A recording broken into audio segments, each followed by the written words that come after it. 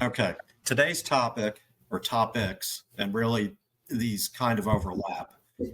We'll start with sales order scheduling, meaning you've got a bunch of products on a sales order and you need to break it out into different generations or ship dates. We'll step through 2 ways to do that. And then we'll segue over to directs, how to create them, and I'll say kind of how to navigate around them. When I was learning directs, I thought it was kind of confusing, but once you understand it, I think it makes sense. Okay, made a couple slides for this presentation. So one more slide, and then I'll hop into Eclipse and then kind of go back and forth. So just kind of a visual again. So we've got one sales order, but we'd like to break it apart into different shipments. So I'm going to first show you how to do this through the schedule screen, and then we'll look at detail scheduling and status screen for a moment. And finally, I'm going to show you this option in the body of a sales order to highlight items on different generations. Comes in handy sometimes. So as usual, I'm in the training account, so I don't hurt anything. And I've got a sales order. So I think you all probably have noticed this working on Eclipse, but as you enter sales orders, as you enter products on a sales order, it's looking at the availability of the product. And if you have your order started as like call when complete, for example, it'll break out already.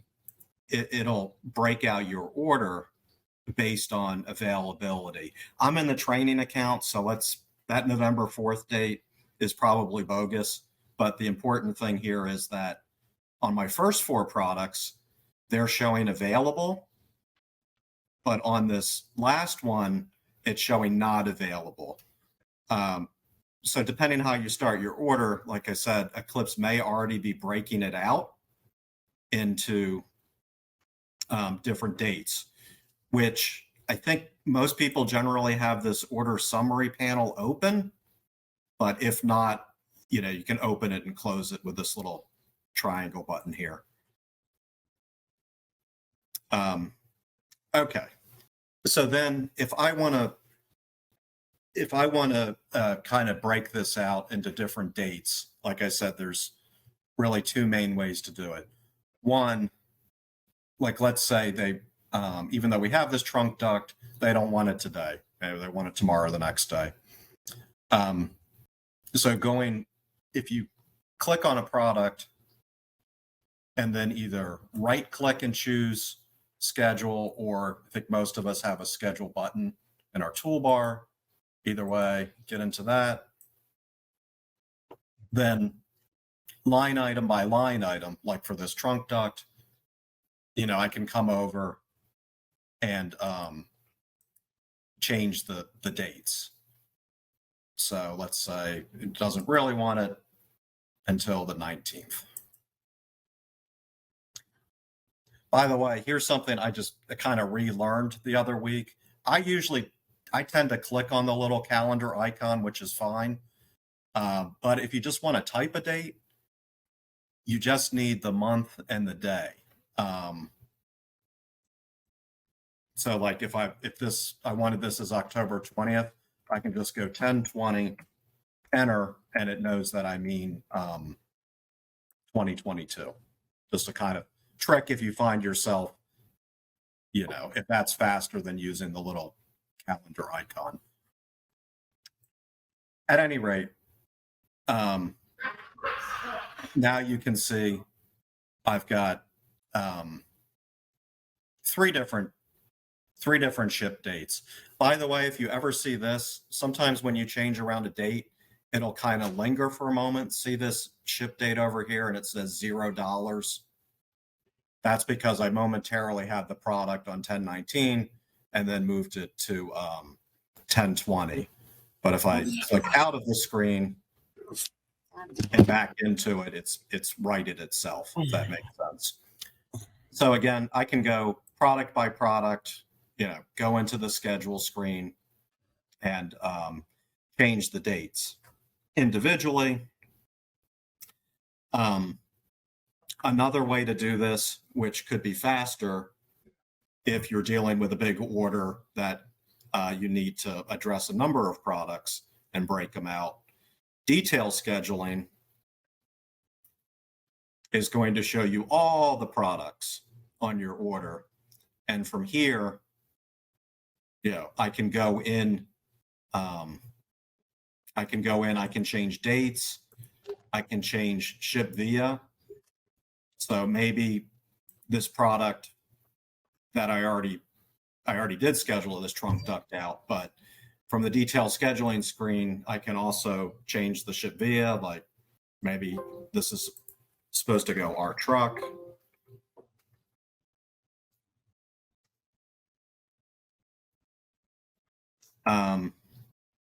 So whatever you do in the detail scheduling screen will be reflected back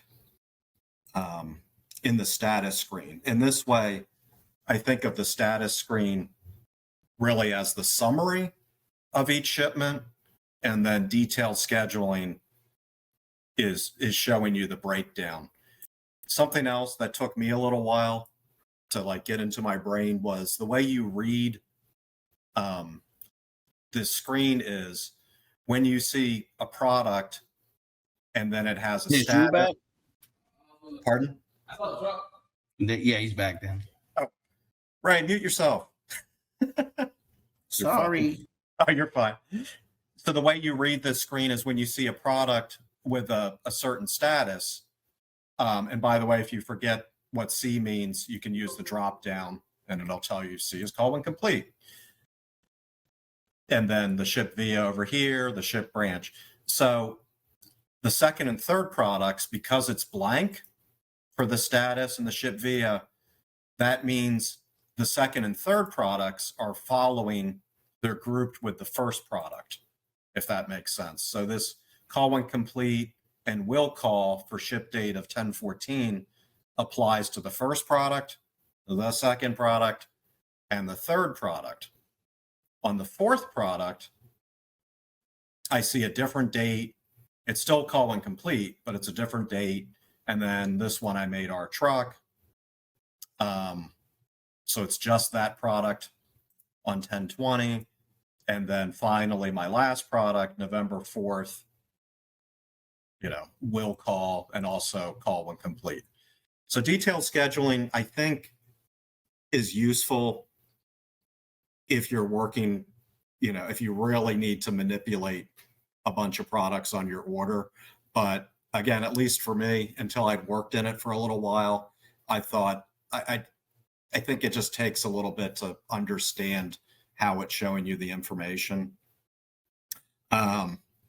Again, whether you go in product by product using the schedule screen, or if you use the detail scheduling screen, either way, the status screen is the summary of your work. Let me go back to PowerPoint for a moment, make sure I'm not missing anything.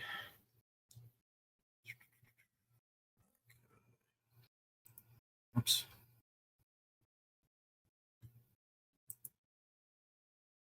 All right, 2 PowerPoints open. When I share my screen, sometimes it gets a little, come on, there we go.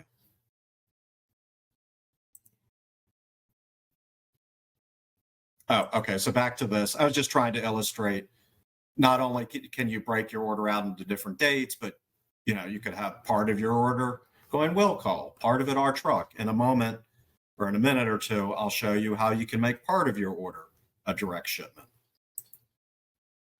Then before we get into directs, the last thing I wanted to show you that I think can be handy is in the body of the sales order. If you click on the options menu, you can then choose highlight items on different generations. So if you've kind of broken your order apart and you're on the body and trying to figure out, well, what's on this ship date, what's on this other ship date, then you can click the options, highlight items on different generations. So it's showing me, for this ship date, you see highlighted on the left here, totaling $494. It's these three products that make that up. And then the highlighted products are not on that generation. Honestly, sometimes doing that confuses me. So I'm just, different people like to see information differently. It's super easy. Options, highlight items on different generations. You can turn it on and off, see if it works for you. Okay, so now on to directs. Now, of course, you could have a sales order where all of the product is going direct from a vendor or the DC. But since I've already created this example where we've got a couple different ship dates, I'm going to continue with this example. So this B14922 is not available. So let's say we'd like that to go direct, and we've determined Allentown Distribution Center has plenty, so we're going to send it from there. So since I already have that product scheduled off onto its own date, I can come into the status screen, and then on that ship date, I can use the drop down and choose direct. As soon as you tell Eclipse that you want something to go to direct, it's going to prompt you and ask you for the vendor. Type ADC in this example, hit enter. Now it's going to bring up another screen. This is the header screen for the vendor. See, in the upper left and upper right, it now says Allentown Distribution Center. Here, occasionally with some vendors, you might want to put in special instructions to appear on your purchase order. There's a spot for internal notes, but I think the most important thing here is to make sure you've got the right freight terms. So for ADC, it is defaulting to prepaid and charge, which I think would normally be what we want. So I can close out of that screen. Now what you see on the status screen, once you make a direct, it gets two rows on the status screen. One row is for the purchase order and reads PO to ADC or whichever vendor or DC. And then the other row says direct from ADC. So, want to get the right ship via on there. Let's go with UPS ground. And really, I know it's redundant, but I need to enter the ship via both from the vendor perspective and the customer.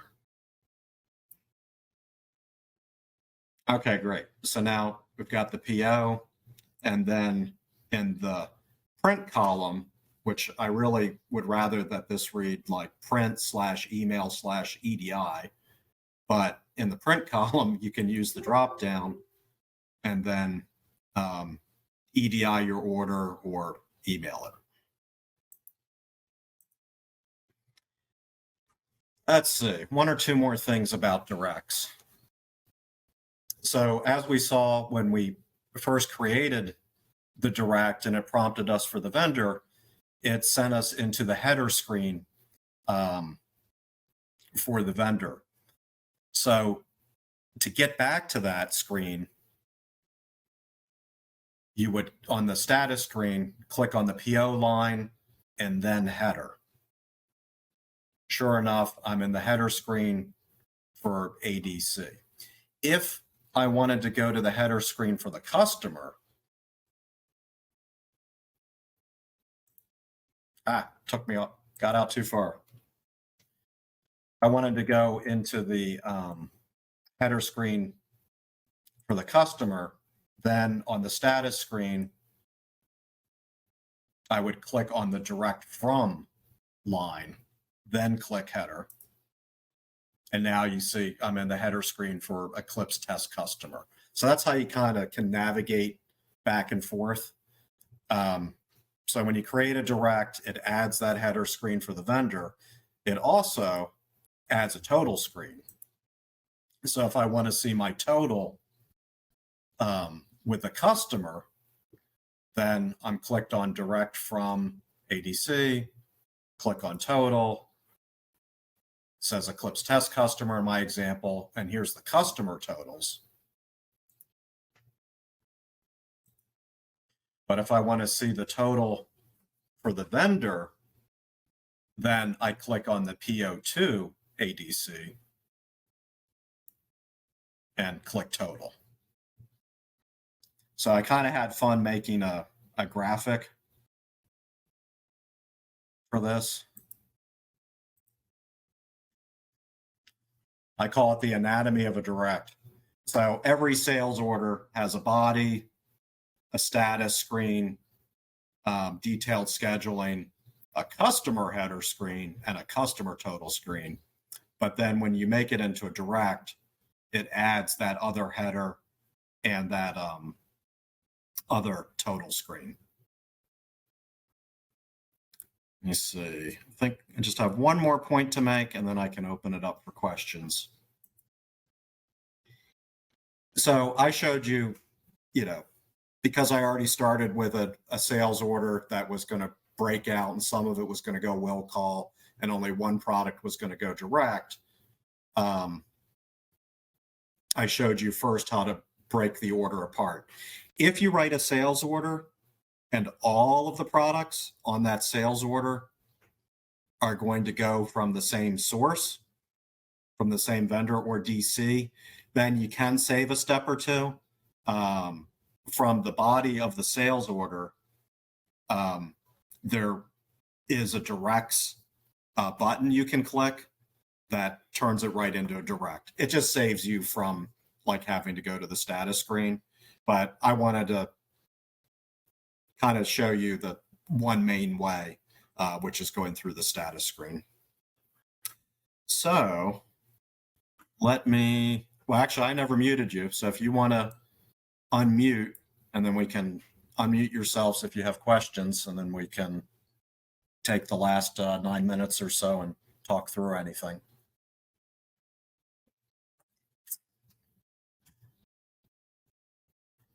Let me put this out there. Does anybody have a kind of a variation on what I showed, or any tips or tricks for the team?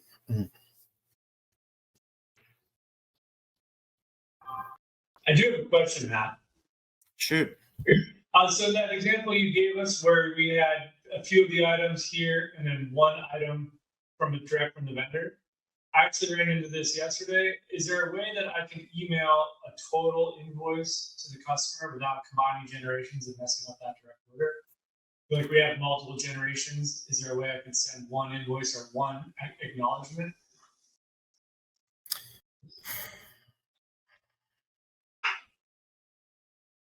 After it's already been broken apart?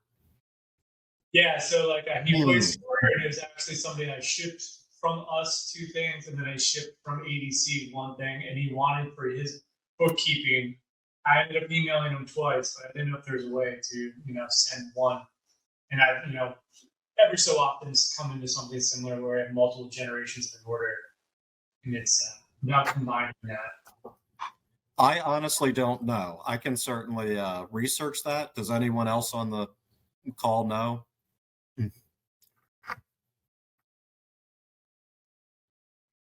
Yeah, that's a great question.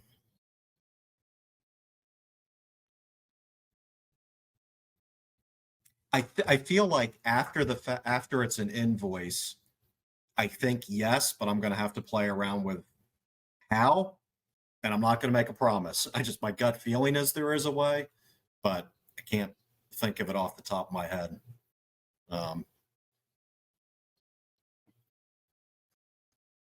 Jim, George, Ray, anyone? I would just to go on the other question there. I'd say the best way to do it is to send the acknowledgement to the customer as one generation and then Yeah. split it up and place Then the break order. it up. Yeah.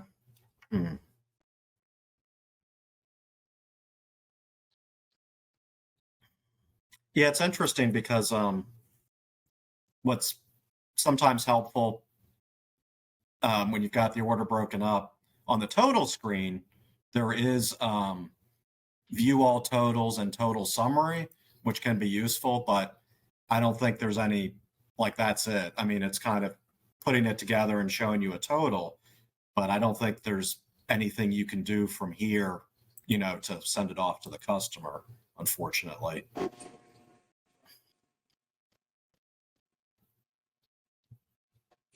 Okay. Well, I'll poke around and Sorry, I got kicked out. Yeah, like George was saying, email it all as an acknowledgement first and then split it around. I think that's the best way I've had it as well.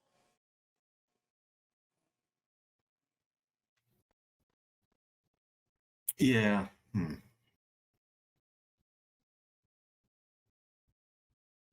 Okay. Well, you stumped me, but if I find out, I will email the group. Does anybody else have any questions, or I'll say best practices with directs or scheduling orders? Okay. Well, I'll continue doing this series as I'm getting ramped up with Troy, and then also going back and doing follow up with Woburn and Medford. I'll try to keep doing these maybe like every other week, but we'll keep doing them. And if you think of topics you'd like to see, please reach out to me. And I have like a list, like a running list of things I want to present. So just reach out and we'll set it up.